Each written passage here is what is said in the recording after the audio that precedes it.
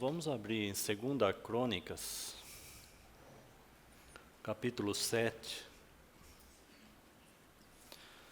2 Crônicas, capítulo 7.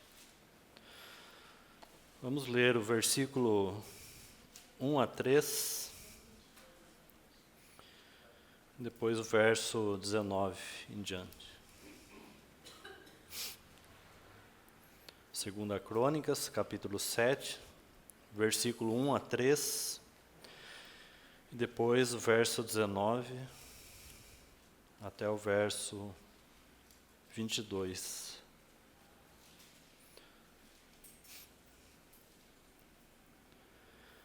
Tendo Salomão acabado de orar, desceu fogo do céu e consumiu o holocausto e os sacrifícios, e a glória do Senhor encheu a casa.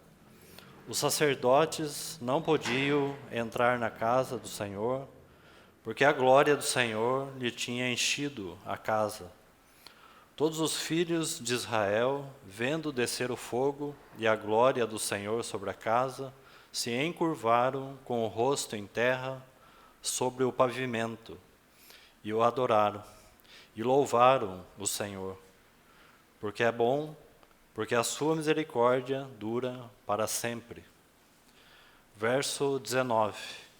Porém, se vós vos desviardes e deixardes os meus estatutos, os meus mandamentos, que vos prescrevi, e fordes e servirdes a outros deuses e os adorardes, então vos arrancarei da minha terra que vos dei, e esta casa que santifiquei ao meu nome, lançarei longe da minha presença, e a tornarei em provérbio e montejo entre todos os povos. Desta casa, agora tão exaltada, todo aquele que por ela passar, pasmará e dirá: por que procedeu o Senhor assim para com esta terra e esta casa? Responder-se-lhe-á: porque deixaram o Senhor, o Deus de seus pais, que os tirou da terra do Egito, e se apegaram a outros deuses e os adoraram, e os serviram. Por isso trouxe sobre eles todo este mal. Vamos orar.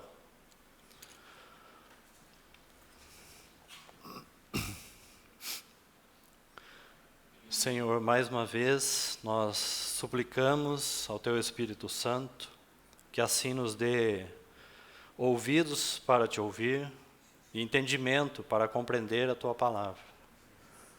Dependemos, ó Senhor, do Teu Espírito Santo, que possamos mais uma vez nos colocar diante de Ti. Tu és aquele que ministra sobre as Tuas assembleias, e mais uma vez nos colocamos na Tua dependência. Pedimos que o Senhor mesmo possa explicar a Tua palavra e revelar os nossos corações.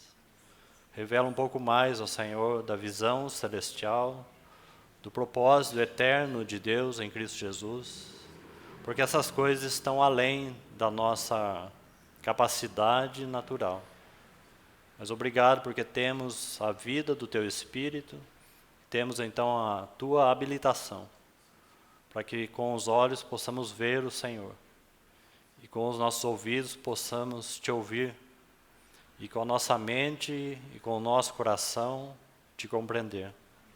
Nós Te agradecemos porque mais uma vez o Senhor proveu este tempo diante da Tua palavra. E aqui estamos nós mais uma vez, dependendo de Ti mesmo, ó Senhor. Obrigado, porque o Senhor nos reuniu essa noite. É em Teu nome que nós oramos e agradecemos. Amém.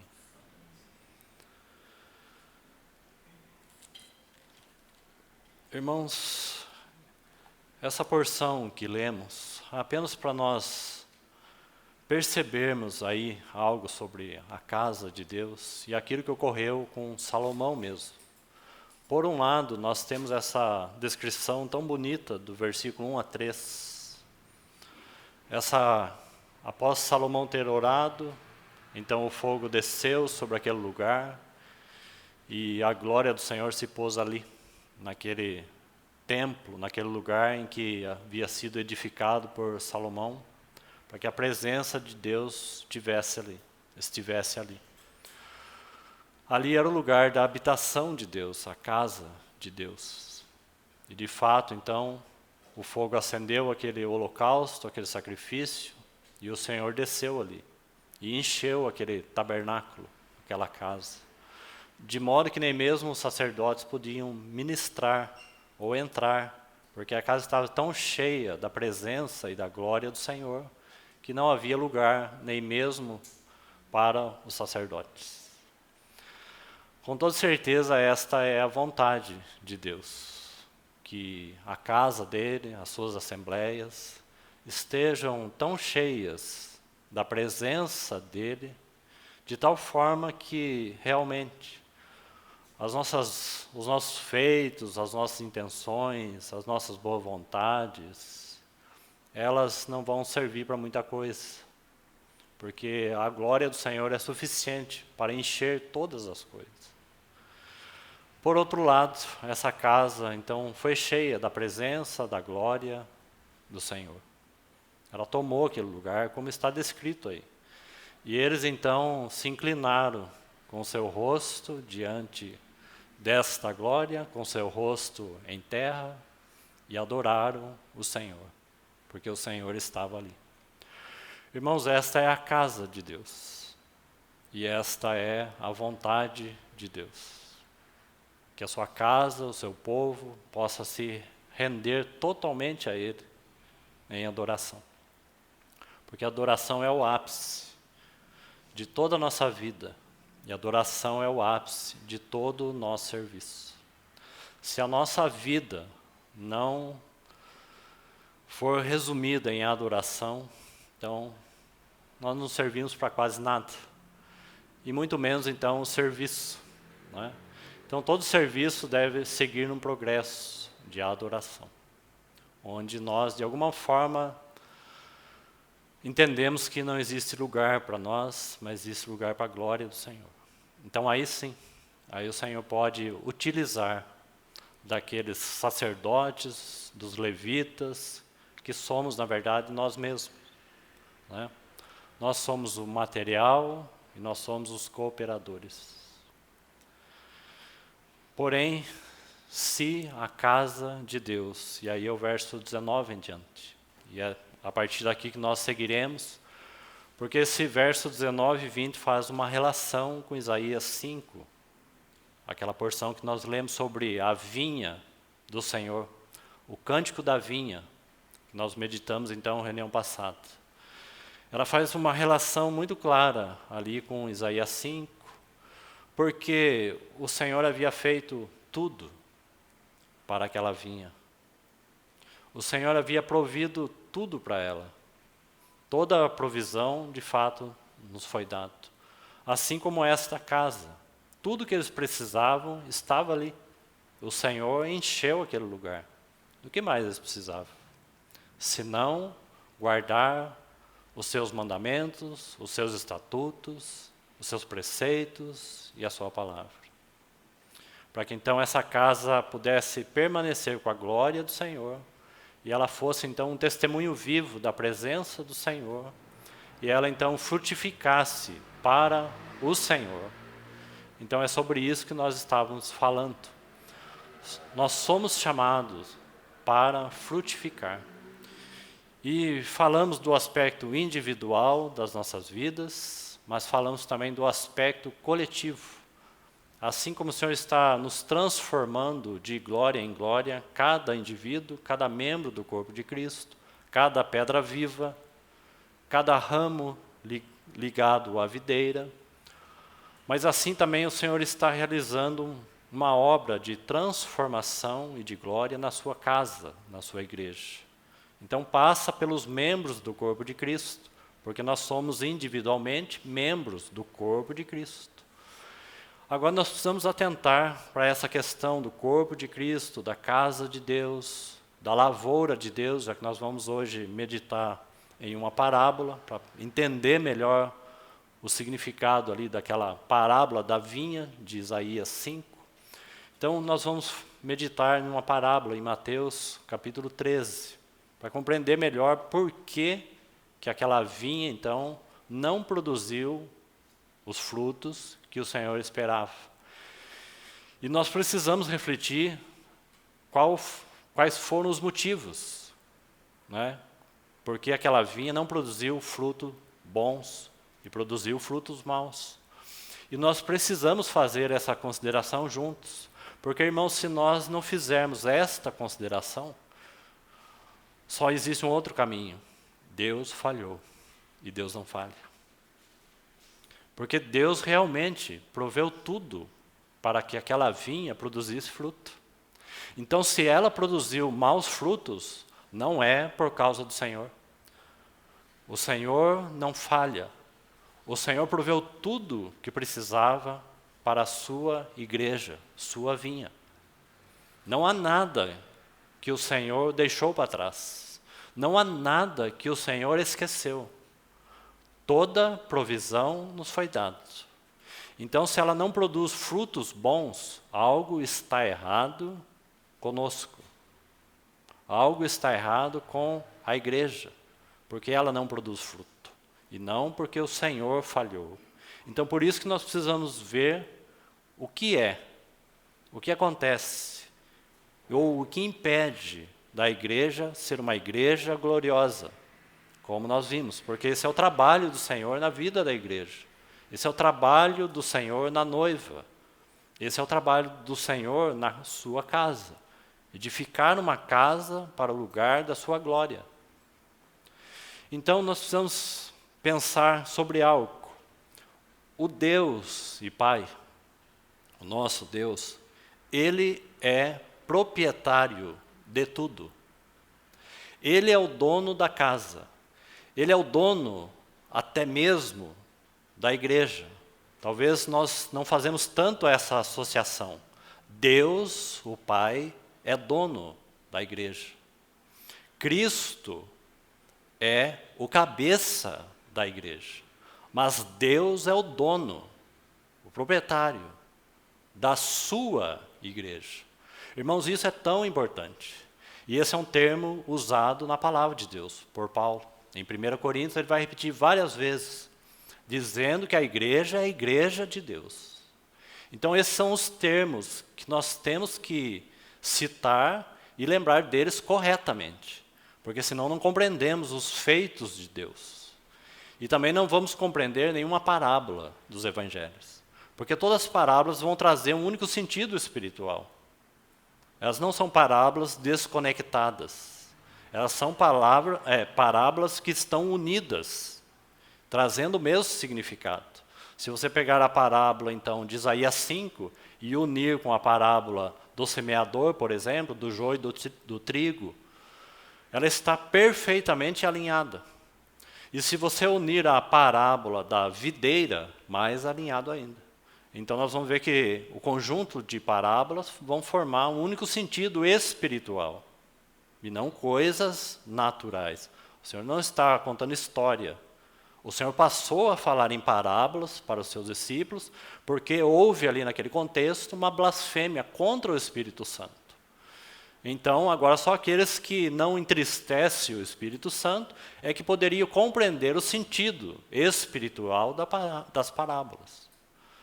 Se você considerar Hebreus, você vai ver que Hebreus vai citar que toda aquela alegoria, figura, sombra do Antigo Testamento é uma parábola, não são várias parábolas. Então, toda aquela alegoria do Antigo Testamento, figura e sombra, formam uma única parábola espiritual, que só pode ser entendida pelo próprio Espírito Santo. Só ele pode dar o sentido espiritual da parábola, dentro da vontade e do propósito de Deus. Então, o sentido vai ser um. Então, o Senhor está, pelo Espírito, falando a mesma coisa, sobre a mesma casa, o mesmo tabernáculo, a mesma igreja de Deus. Então, Deus sendo proprietário de tudo. Então, é Deus que é o dono e proprietário daquele jardim lá no Éden. Deus é o dono da terra. Deus é o dono da igreja, da sua casa. Deus é o proprietário de tudo. Meu pai é o agricultor. Se nós não compreendermos isso, nós não vamos compreender nenhuma parábola. Deus é o dono da terra. Então, Deus como proprietário da terra, como dono de tudo, Ele almeja por recolher os seus frutos. É dele por direito. Irmãos, ainda que um ramo tenha que ser quebrado ou cortado da videira, isso não significa que Deus, o dono da vinha, não vai colher os seus frutos. Apenas um ramo foi cortado. Mas Deus vai colher, sim, sem dúvida, porque essa é a vontade dele. Vai colher os seus frutos da sua casa e da sua terra. Ele já está fazendo isso. Ele já começou a fazer isso por meio dos profetas, por meio dos sacerdotes. E o Senhor seguiu fazendo isso e trazendo a realidade, o sentido espiritual dessa lavoura de Deus quando Cristo veio em carne. E por meio dele nós entramos então na lavoura de Deus. Nós entramos no trabalho de Deus, na obra de Deus, que somos, em primeiro lugar, nós mesmos. Essa transformação em nossas vidas. Então nós entramos no trabalho de Deus. Então tantos outros, queridos irmãos, vêm trabalhando. E nós, por meio de Cristo, por meio da graça, entramos nessa lavoura de Deus. Então esse é um grande privilégio para nós. Com que finalidade? Para que nós venhamos, por meio de Cristo, produzir frutos para Ele. Para que vades e deis muito fruto. Nisto é glorificado o meu Pai, em que deis muito fruto. Isso aí está dentro da parábola da videira em João 15. Então o próprio Senhor está falando isso. E essa é a vontade, então, do dono da terra, do dono de tudo. Então, tenhamos aí, nesse primeiro momento, esse ponto principal. Deus é o dono de tudo. E Ele também proveu tudo, para que então a sua vinha desse frutos bons. E é aí que nós paramos ali em Isaías 5. Então, para compreender melhor, nós vamos ter que ir citando alguns versos da palavra e focar numa parábola de Mateus 13, a parábola do semeador. Então, por que nós fizemos essa consideração? Porque nós possamos ver a beleza e a vontade do Senhor no que concerne a casa, o lugar da sua misericórdia, o lugar da sua glória, o lugar de adoração, o lugar onde o seu nome enche tudo e todas as coisas.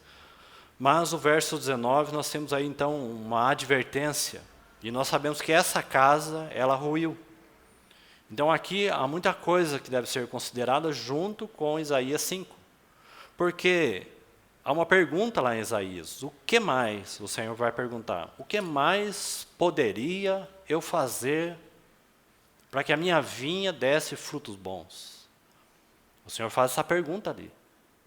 É a mesma pergunta que nós encontramos no Salmo 80. Lá uma pergunta, dentro de uma oração. Até quando estará o Senhor indignado contra a oração do teu povo? É a mesma pergunta. Porque o povo, a nação de Israel, ela se envolveu com as nações e almejou a vida das nações. Então, o salmista Asaf está relatando aquele salmo. Até quando o Senhor estará indignado contra a oração do teu povo? Em Isaías, a pergunta que o Senhor faz, o que mais ele poderia fazer para a sua vinha, para que ela produzisse fruto? Então o Senhor não desistiu da sua vinha, muito pelo contrário. O Senhor faz essa pergunta e Ele mesmo responde. Ele vai falar, então eu direi o que eu vou fazer com a minha vinha. E isso é a misericórdia do Senhor, como já falamos. Ele faz a pergunta e ele dá a resposta. Então, se esse povo não quer me ouvir, se esse povo não quer guardar os meus mandamentos, não quer compreender a minha palavra, então esses são os motivos principais porque que aquela vinha não frutificou. Eles querem seguir as nações e não se aproximar de mim, então é evidente. Nós já vimos aqui, se a casa não está cheia dele mesmo, que fruto nós podemos produzir?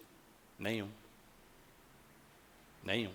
Porque todo fruto provém do nosso Senhor. Então, se estamos distante dele, como produzir para ele os frutos? Então, no verso 19, aí, está assim: porém, se vós vos desviardes, está vendo esse porém, uma advertência? E de fato nós sabemos que Salomão se desviou.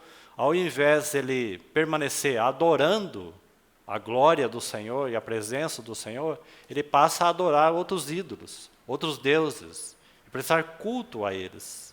Seu coração não estava mais apegado a Deus, mas estava apegado aos ídolos. E ele se encurvou aos ídolos. Porém, se vos desviardes e deixardes os meus estatutos, os meus mandamentos, que vos prescrevi, e fordes e servirdes a outros deuses e os adorardes, então veja esse verso 20. Faz o seguinte, abra lá em Isaías 5, deixa aberto aí, vamos para Isaías, para você fazer a relação aí. Isaías capítulo 5, vamos observar aí o verso 4 e 5 de Isaías, com esse verso 20 de 2 Crônicas. Então o Senhor em 2 Crônicas faz uma advertência, e aí nós temos o verso 20.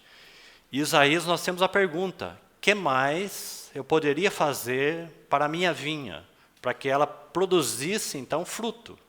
Certo? Essa é a pergunta do Senhor. Olha o verso 20 de 2 Crônicas 7. Então vos arrancarei da minha terra. Aqui já está claro, queridos irmãos, por que o Senhor faz isso.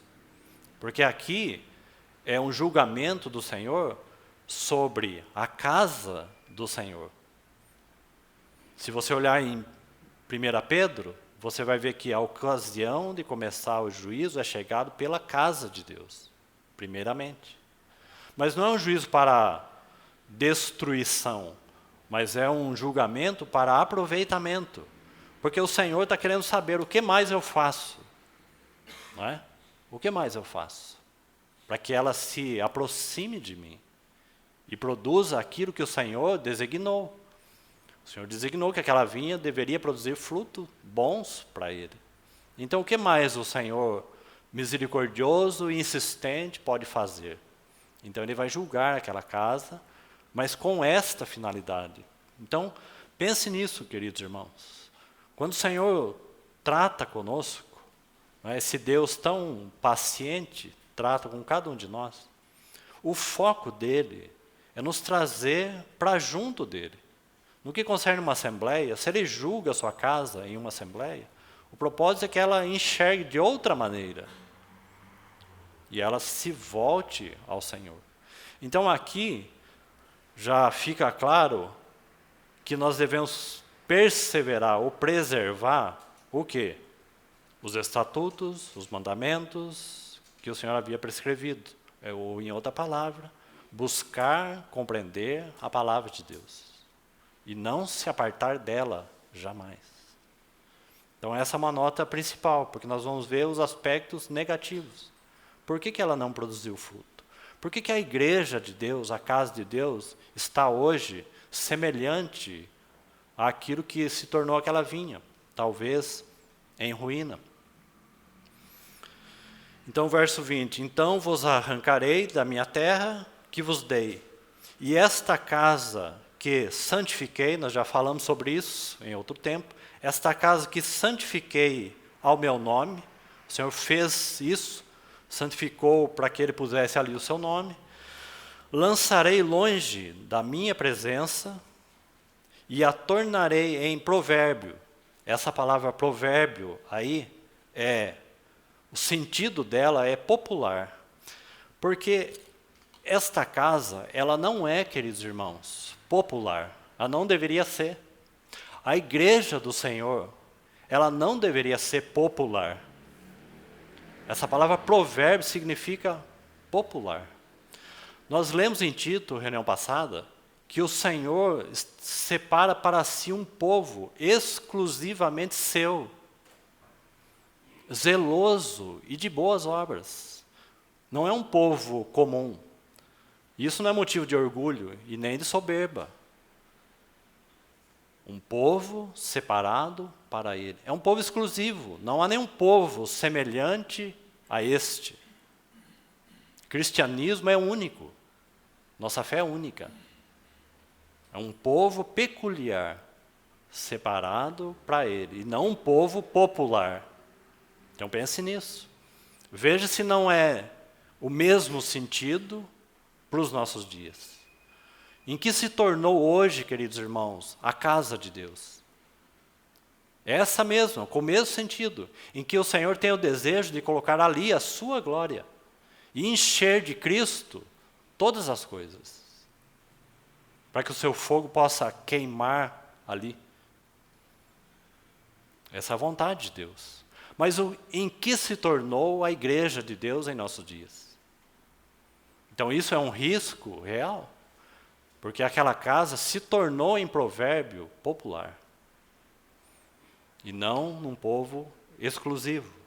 Então tornarei em um povo popular, provérbio, e o que mais? E montejo, aí significa zombaria. Viu? Viu quantas coisas nós já consideramos sobre esta questão? Lembre-se de Mateus 5, a respeito do sal e luz. Lembre-se de Marcos 4, entre a parábola do semeador e a parábola daquele homem que lança a semente e ela passa o dia e a noite ela nasce, e a terra por si mesmo frutifica, e entre essa parábola e a parábola do semeador, o que você tem ali no Marcos capítulo 4? A candeia. E o Senhor vai falar que a candeia, ela não é para ficar escondida, mas é para alumiar. O sal é para dar sabor.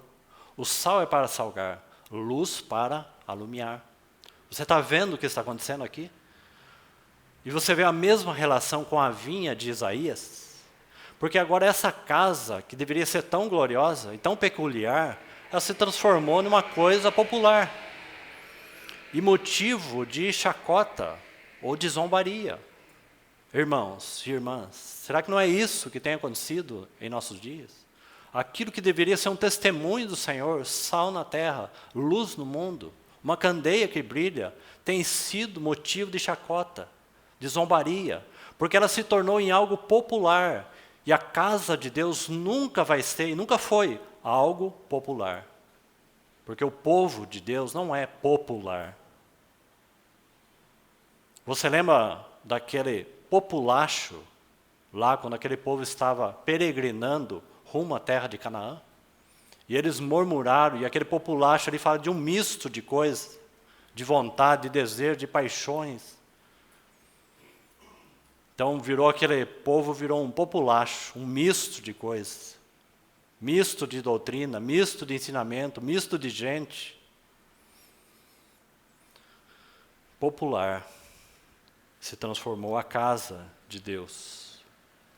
Montejo entre todos os povos. Agora olha lá em Isaías, então, verso 4 e 5.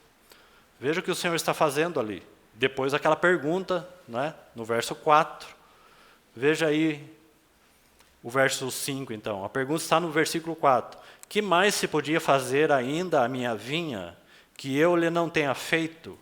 E como esperando eu que desse uvas boas, veio a produzir uvas bravas? Então, verso 5. Agora, pois, farei saber o que pretendo fazer à minha vinha. Então, o Senhor realmente não desistiu dela. Então, tem algo que eu posso fazer. Só que agora é um tanto diferente do que ele fez. Mas há algo que o Senhor vai fazer. Assim como ali em 2 Crônicas, o verso 20 do capítulo 7. É o Senhor que está fazendo aquilo, não é? É o Senhor mesmo que estava transformando agora, por causa dos corações ali daqueles homens, coração de Salomão mesmo, o Senhor estava permitindo que aquela casa se transformasse em algo popular, motivo de zombaria, e isso era obra de Deus, para que ela retornasse ao Senhor e voltasse a ser o que ela devia ser. Em outras palavras, que ela voltasse a frutificar. E ela não fosse mais motivo de zombaria. Então, no versículo 5, você tem a mesma coisa, o mesmo sentido. Agora, pois, vos farei saber o que pretendo fazer à minha vinha. Então, o Senhor vai fazer o quê? Tirarei a sua sebe. Se você abrir Salmo 80, abra lá comigo Salmo 80.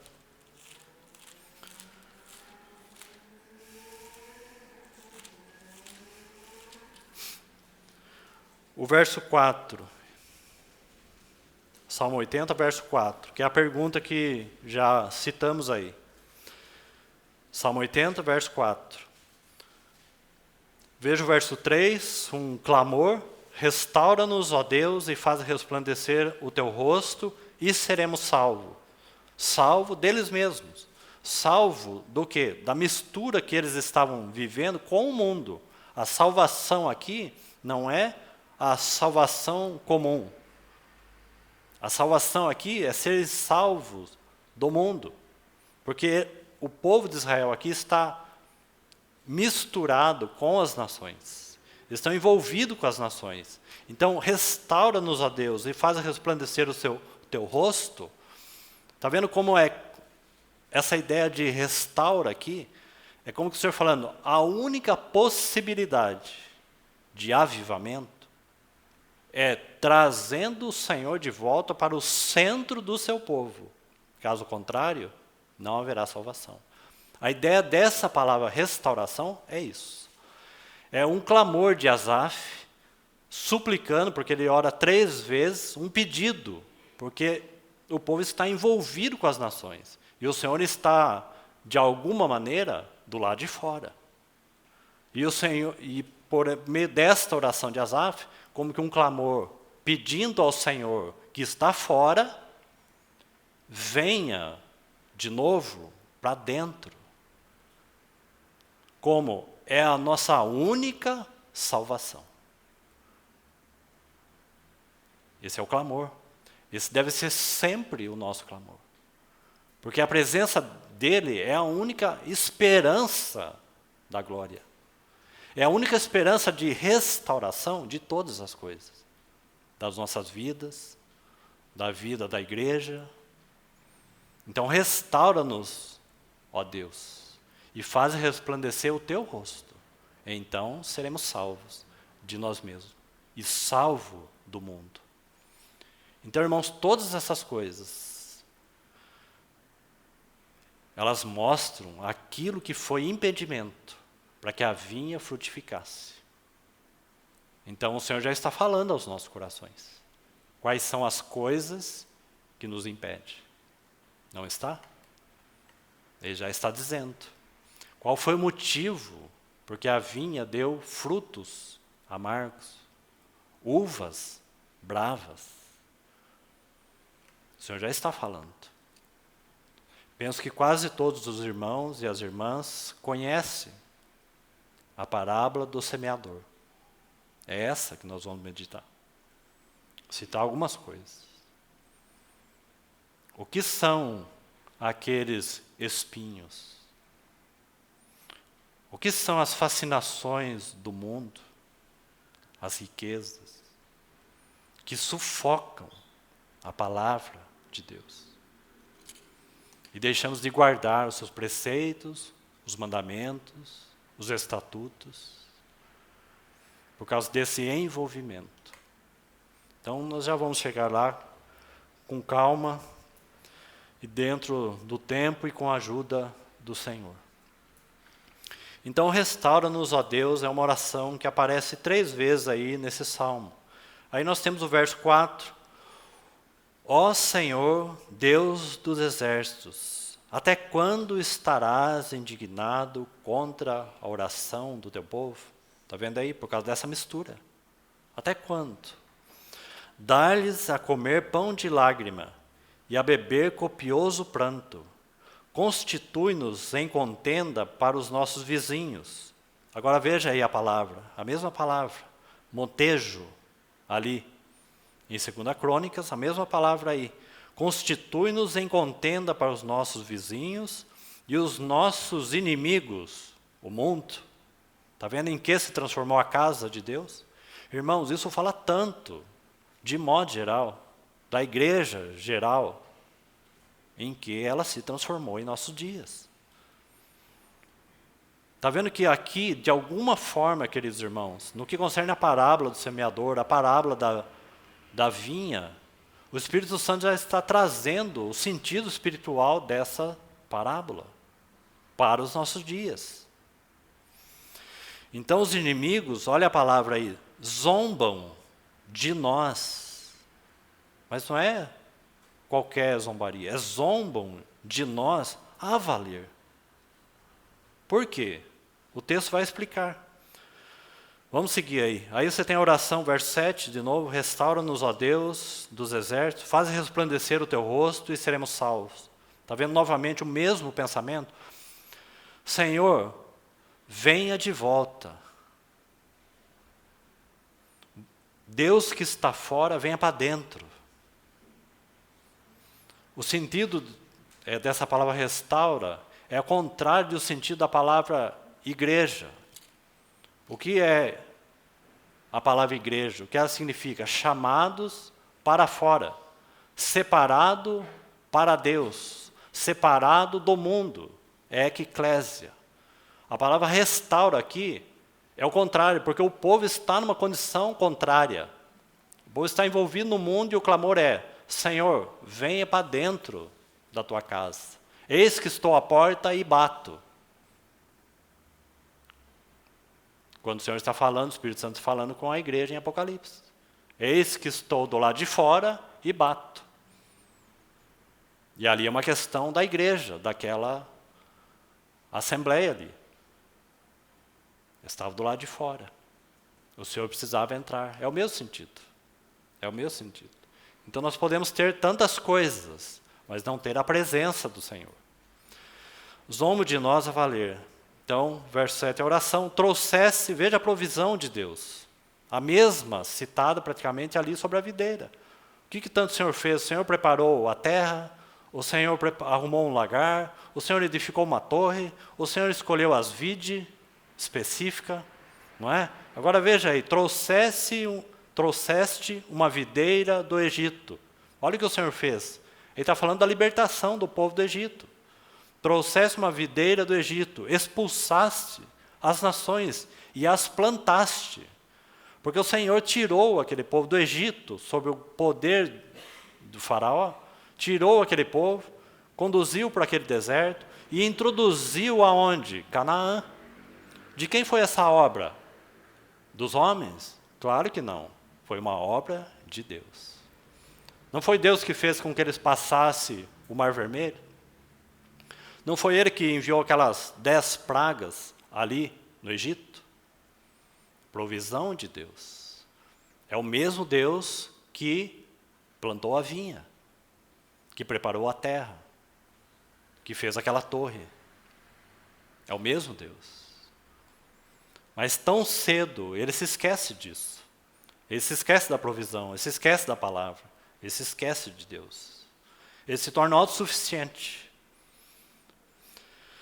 Trouxeste uma videira do Egito, expulsaste as nações e a plantaste. Dispuseste-lhes o terreno. Está vendo aí? Provisão. E deitou profundas raízes e encheu a terra. Ele está falando de um testemunho. Como sombra dela, os montes se cobriram, e os seus sarmentos, os cedros de Deus, estendeu ela a sua ramagem. Está vendo aí uma amplificação do testemunho do Senhor? Da abundância do nome do Senhor. Estendeu ela a sua ramagem, porque eles entraram em Canaã, eles conquistaram as nações. Não foi assim? A herança. Estendeu ela sua ramagem até o mar e os seus rebentos até o rio. Agora veja, por que lhe derrubaste as cercas? Lembra que o Senhor vai fazer com aquela vinha? Então o Senhor vai derrubar a sebe, cerca, ali. O mesmo sentido. Por que lhe derrubaste as cercas? Que está falando do quê? Governo. Por que lhe derrubaste as cercas, ou sebe, lá em Isaías 5? De sorte que a vindimam. A ideia aqui desta palavra, é colher uvas. Então, as cercas derrubadas, aquela vinha está vulnerável. Então, aqueles que vêm de fora agora, vão colher as uvas. O que é que aquelas aves da parábola do semeador faz? Quando aqueles que ouvem a palavra e não a compreendem, esse é o primeiro estágio ali, são 4, esse é o primeiro. E vem aquelas aves e faz o quê? E arrebatam a semente do coração. Roubam a palavra. Por quê? Porque não compreenderam. Porque não compreenderam. A pergunta para nós, aplicada, é: eu e você, irmãos e irmãs, temos interesse de compreender a palavra? Essa é a pergunta para nós. Temos o desejo e o interesse de compreender a palavra de Deus? Porque se não temos o desejo de compreender a palavra de Deus, aquilo que o Senhor nos fala, as aves virão. Porque essa é a parábola, é o Senhor que está explicando. Ele está dizendo, é aqueles que ouvem, como nós ouvimos. Mas a questão não é ouvir, a questão é compreender. Irmãos, nós somos ensinados pelo Senhor. Certo? De várias formas. Pelos servos, somos ensinados uns aos outros. Existem várias maneiras de sermos ensinados. Mas não é isso que a parábola está fazendo. Nós estamos aprendendo alguma coisa nessa noite? Eu creio que sim. E em qualquer outro ambiente, quando nos ajuntamos durante a semana, quando participamos de conferência, o Senhor está ensinando. Quando abrimos um vídeo e ouvimos um irmão falar, alguma coisa nós estamos aprendendo, não é? Porque está sendo ensinado algo. Mas compreender ali não é isso. Isso que nós estamos sendo ensinados agora, por exemplo.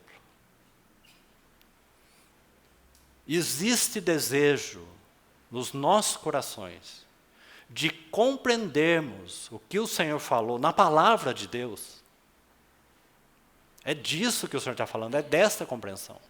Se nós sairmos daqui satisfeito, porque o Senhor ensinou alguma coisa, nós não iremos compreender a palavra de Deus. Então, irmãos, não podemos ficar satisfeitos nesse sentido. As aves virão e elas roubarão a semente, e a parábola vai dizer, ela não está simplesmente jogada ali. Sim, ela caiu à beira do caminho. Mas quando o Senhor explica esse primeiro ponto, ele vai dizer que as aves arrebataram a semente do coração. Então a palavra foi ouvida. Mas as aves, que são espíritos malignos, roubaram ou arrebataram do nosso coração. Por quê? Porque não fomos ensinados? Não. Porque não houve desejo e interesse de compreender a palavra de Deus. Então, desta maneira, como que a vinha vai frutificar? Então, esse já é um aspecto negativo. O que impede, ou o que impediu Israel, ou o que impede a igreja em nossos dias de frutificar? Irmãos e irmãs, será que não é isso? Será que nós não estamos satisfeitos com os TikTok da vida? Graças a Deus pelas mensagens sadias e saudáveis que tem nos canais aí. Graças a Deus por elas. Mas será, queridos irmãos, nós estamos satisfeitos com isso? É por isso que as aves têm vindo e roubado a semente, roubado a palavra do meio do povo de Deus. Um povo que fala o que não sabe, fala palavras tolas, loucas, uma eloquência vazia, eles não sabem o que falam, porque eles não buscam compreender a palavra de Deus. Então a palavra, a semente, acontece o quê? Ela é roubada do nosso coração. E o que nós estamos esperando? Que nós vamos frutificar de outra forma? Esse é o primeiro ponto daquela parábola. Então, não iremos frutificar.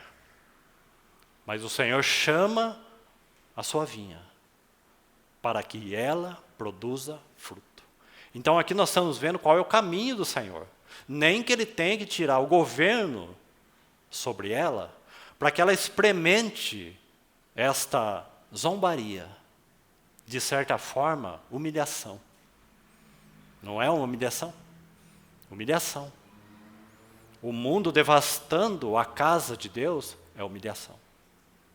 É vergonha, zombaria. Vergonha para as nações. Olha aí, o povo que diz que se chama pelo meu nome. Não é isso?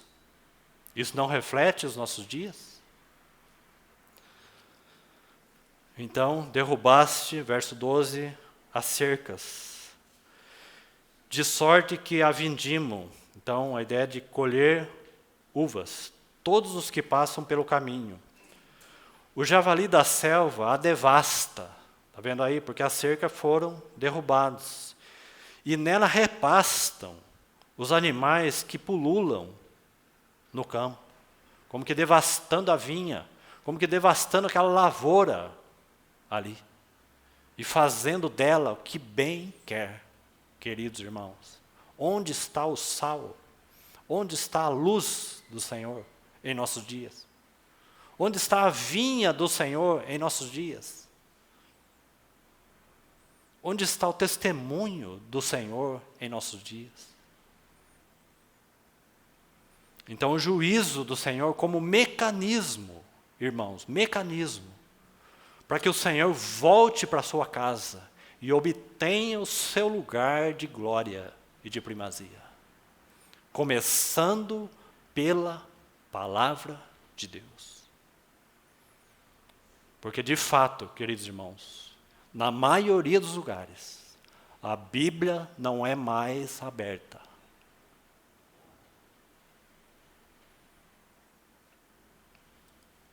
Se não é a Bíblia, então é o celular aberto. Mas o que de fato estamos vendo no nosso celular aberto?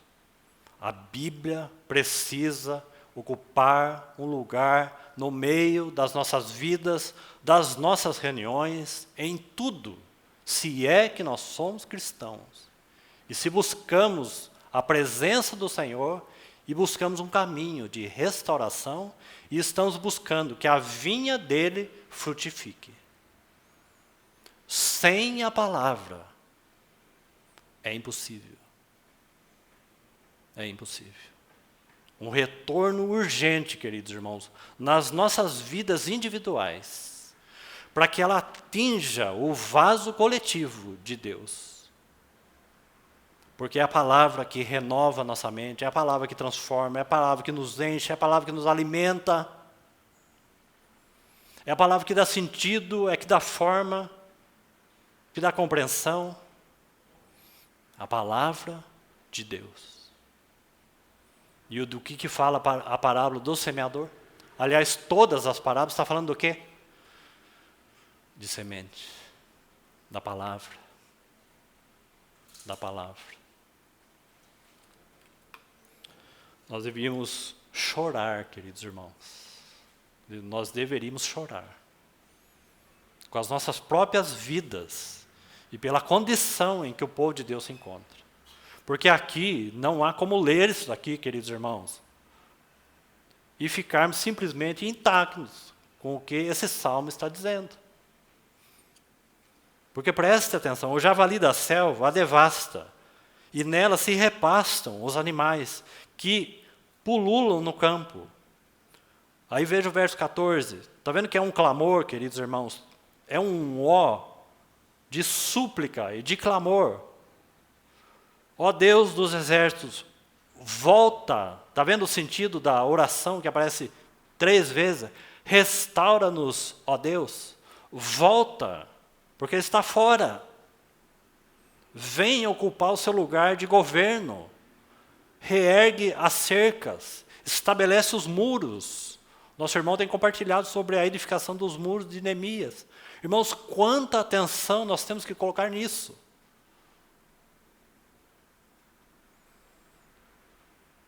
Volta. Agora, irmãos, será que isso é o nosso coração? Será que esse é o nosso clamor? Volta, Senhor, ocupa o seu lugar. Porque, irmãos, se eu e você almejamos pela volta do Senhor, e a igreja não almeja por fruto, a sua expectativa da volta do Senhor não é verdadeira. Porque o Senhor vem para colher aquilo que é dele. Ele vem para colher o fruto dele.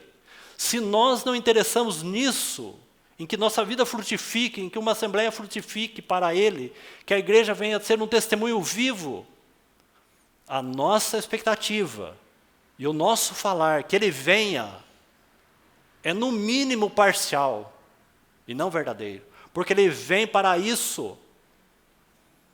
Ele enviou o seu próprio filho como seu ceifeiro.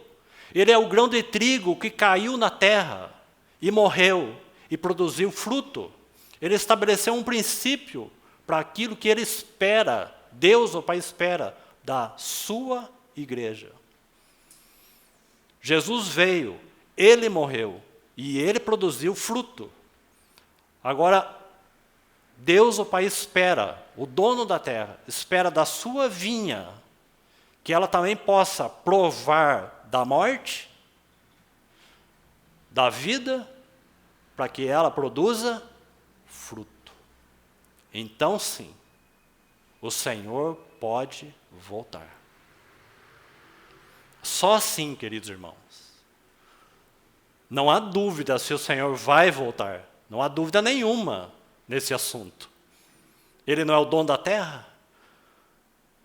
Se ele tem que cortar ainda que seja um ramo, isso significa que a sua vinha não vai frutificar? Não, e não, e não. Sua vinha vai frutificar.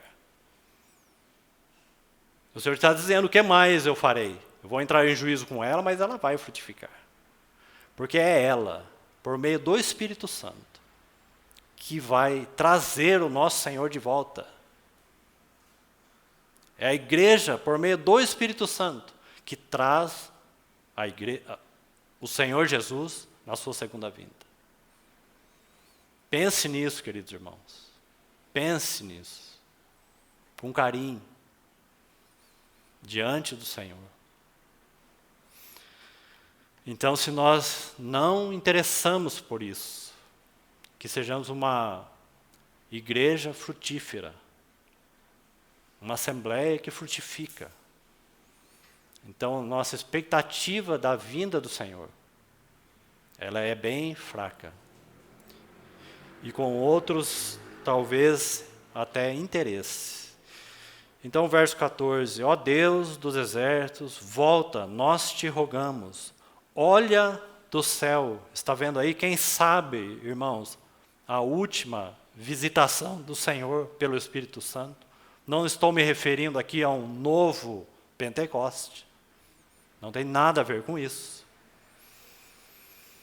Mas quem sabe esse avivamento aí, para que a sua vinha frutifique.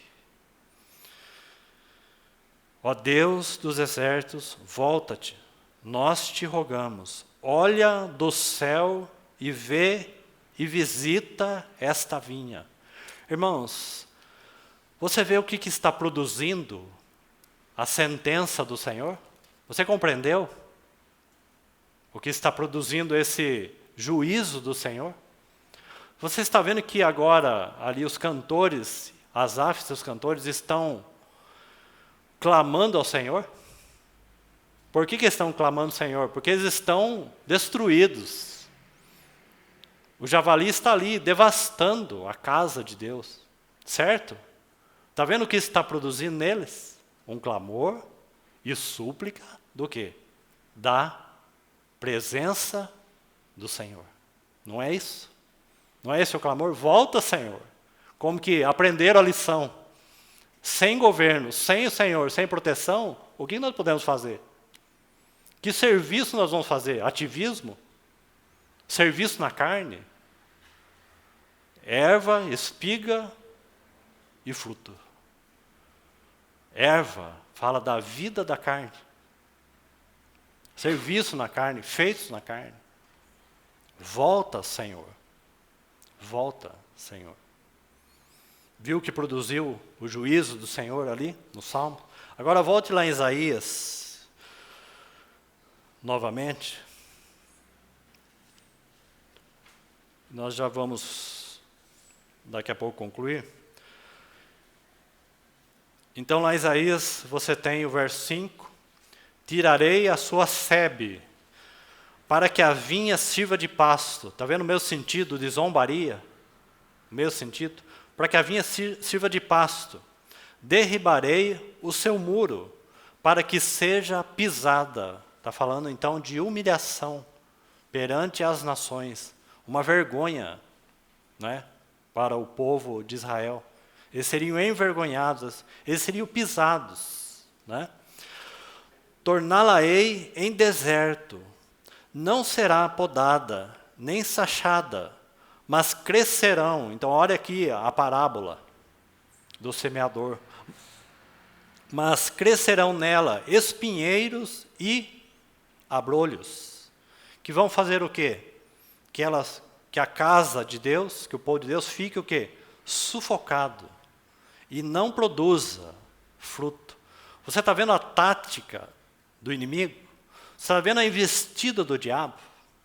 Para que a casa de Deus, o povo de Deus não frutifique, porque fruto aqui é testemunho de vida. É um testemunho de Cristo mesmo, de uma vida transformada, de um caráter mudado, daquilo que somos nele. Torná-la em deserto, não será podada, nem sachada, mas crescerão nela espinheiros e abrolhos. Agora, o final desse verso é extremamente importante, mas nós não vamos explicar ele neste momento. Vai ficar para um outro tempo, porque nós vamos falar sobre o Espírito Santo, dentro do assunto, a obra de Deus, ou as obras de Deus. E vamos então verificar a obra, especificamente a obra do Espírito Santo, porque ele realiza algo singular nos dias em que nós vivemos, no meio do povo de Deus. Por que eu estou dizendo isso? Porque o Senhor vai reter aqui. Então escute bem. Crescerão nela espinhos e abrolhos. Agora veja o que o Senhor vai fazer com relação às nuvens. Veja aí, as nuvens darei ordem, que não, veja essa palavra, derramem chuva sobre ela. Depois nós vamos examinar com mais cuidado. O que é esta chuva? Porque aqui é apenas uma alegoria. O que é a chuva? Por que o derramar da chuva? A chuva, o derramar, aponta diretamente para o Espírito Santo e a sua obra. Agora, o Senhor está dizendo aqui que Ele mesmo não enviaria chuva, ou não derramaria chuva. Então essa chuva, ela tem dois sentidos, e Tiago 5, 7 explica a primeira e a segunda chuva. Você vai pegar o livro de Joel, ele vai falar sobre a chuva temporã e a chuva serôdia. Então, com o tempo, nós falaremos sobre isso. Mas apenas para os irmãos perceberem a importância disso. Porque, irmãos, sem chuva, os irmãos há de concordar comigo, sem chuva, qual é a lavoura ou vinha que vai frutificar?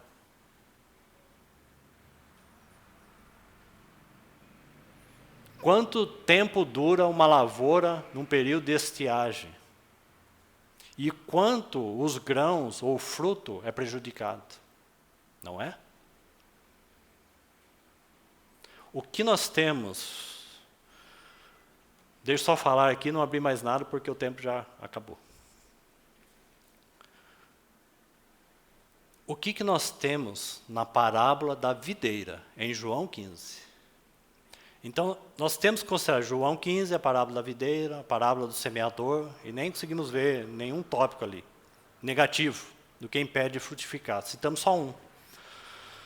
A parábola da videira, a parábola do semeador, junto você tem a parábola do trigo e do joio, do grão de mostarda, todas mostram o mesmo sentido. Marcos 4, só Marcos tem aquele registro daquele homem que saiu a semear, lançou aquela semente, passou noite e dia, e a semente, então, nasceu, ele não sabendo como.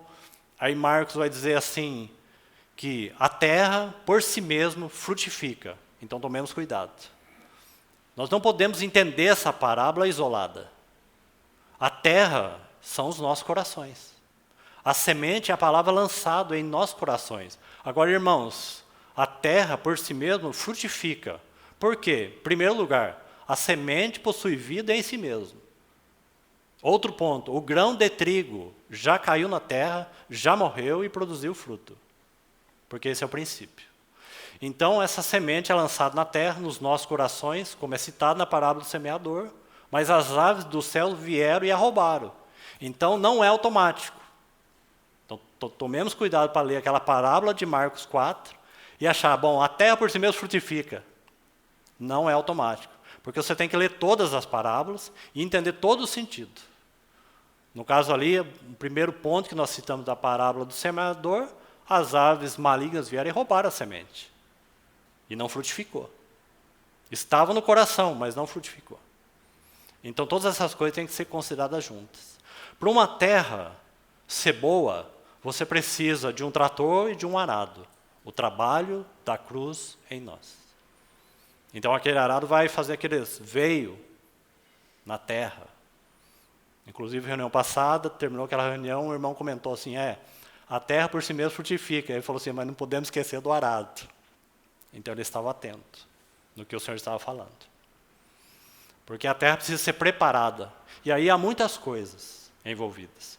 Desde a obra e o sacrifício de Cristo, desde o sangue derramado, aquele que purificou a nossa consciência pelo sangue, os vasos que foram preparados por Ele, limpos por Ele, para colocar dentro do vaso um tesouro. Tudo isso é provisão. Tudo isso é um preparo de um solo. Né? Então, a terra por si mesma frutifica. Então, essas parábolas têm que ser colocadas todas juntas. Agora, a lavoura de Deus, já que Deus é proprietário da terra. Certo? Então, você tem aí a obra do próprio Filho de Deus. Né? Eu sou a videira verdadeira e vós os ramos. Meu pai, o agricultor, o dono da terra. Você vê que o nosso Senhor Jesus se coloca como debaixo do senhorio do dono da terra. Né? Deus é o cabeça de Cristo. Cristo é o cabeça do homem, o homem é o cabeça da mulher. Ordem e governo. Deus é o dono da terra. Então, aí está a lavoura de Deus. Aí você tem, então, a videira. Então, deixa eu citar rapidamente para os irmãos perceberem isso. Em João 15, o que você tem? Você tem 3 coisas, pelo menos, que é necessário considerar ali para que as nossas vidas, ou a igreja, frutifique. 3 coisas essenciais, fundamentais. A primeira, está ali na videira. Sem mim, nada podeis fazer. É a primeira nota. Sem a presença dele, sem a glória dele, sem a vida dele, sem encher a casa dele, nada podemos fazer. Esse é o primeiro ponto. Bom, qual o segundo ponto ali naquela parábola? Permanecer na palavra de Deus. É o segundo ponto. Para uma vida que frutifica. Ou uma assembleia, ou a igreja que frutifica. Então, primeiro, sem mim nada podeis fazer. Uma vida de união com o Senhor. O segundo ponto, permanecer na palavra de Deus. Uma vida de união com a palavra. É um segundo ponto. Qual é o terceiro ponto? Uma vida de união uns com os outros. Ramo que permanece na videira. Os ramos que permanecem nele. Os ramos que permanecem na palavra de Deus. 3 coisas. Agora, essas 3 coisas ali, elas são dependentes de uma. O ministério do Espírito Santo. Por quê? Como manter uma comunhão com Ele? Vida de união com Ele. Então nós vamos fazer uma relação rapidamente aí. Se nós estamos dizendo que temos uma vida de união com Ele, então nós devemos também ter uma vida de união com a palavra. A palavra testifica que temos vida de união com Ele. Compreender, um desejo de compreender a palavra. E o que mais? A evidência que temos vida de união com a palavra é que eu e você permanecemos na comunhão uns com os outros. Então uma coisa testifica a outra. Agora, é impossível ter comunhão uns com os outros senão pela vida do Espírito Santo. Porque o Espírito Santo é o Espírito de comunhão. Não há como compreender as Escrituras sem a revelação e entendimento do Espírito. E não há como mantermos, então, uma vida nele sem o Espírito Santo. Então, a melhor ideia ali é, sem mim nada podeis fazer, ainda que é o Senhor que está ali falando, eu sou a videira verdadeira, a ideia de João ali é que sem o Espírito Santo, nada podemos fazer. Por quê? Porque você tem João 14, um ensino claro a respeito do Espírito Santo. Você tem João 16, uma continuidade daquilo que João começou a falar no capítulo 14, sobre o Espírito Santo. E que o Espírito Santo nos guiaria a toda a verdade. E que o Espírito Santo nos falaria a respeito de Cristo. E ele iria revelar a Cristo. Não é que ele só faz isso e sai de cena. Não. Porque nós mantemos comunhão com o Espírito Santo por meio da palavra, por meio um dos outros. E então ele vai nos ensinando. E aí você tem no meio a parábola da videira. Então, sem mim nada podeis fazer, a ideia é essa. Sem o Espírito Santo, sem a sua obra em nós, nada podemos fazer. Por que tudo isso?